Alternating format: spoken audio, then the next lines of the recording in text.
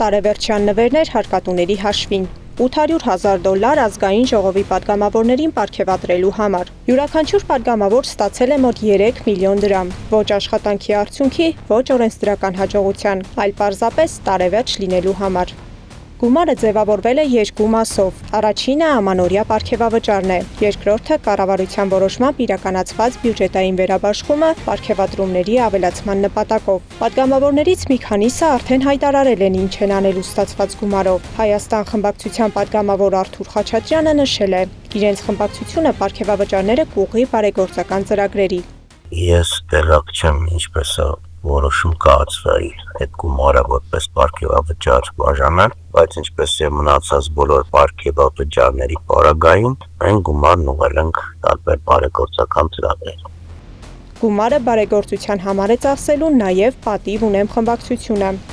Անձամբ ես աշտարակի խոշորացված համայնքի մանկապարտեզներից մեկին եմ ուղղել իմ պարգևավճարը։ Երեխաները ձմեռ պապին նամակ են գրել, այդ նամակի ցանկությունն են փորձել իրականացնել։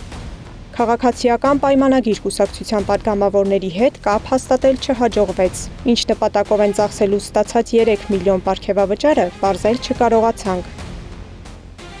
Պարգևավճարներ ստացել են ոչ միայն պատգամավորները։ Կրկնակի պարգևավճարներ են տրամադրվել նաև ազգային ժողովի աշխատակազմին եւ պետական ծառայողներին։ Ընդհանուր առմամբ պատգամավորների պարգևավճարները ներառյալ պետական բյուջեից հատկացվել է մոտ 1.5 միլիոն դոլար։ Մինչ կառավարությունը միլիոններ է բաժանում օրենսդիրում, այդպես էլ չի հստակեցնում, ինչ սկզբունքով է ձևավորվել այս գումարը։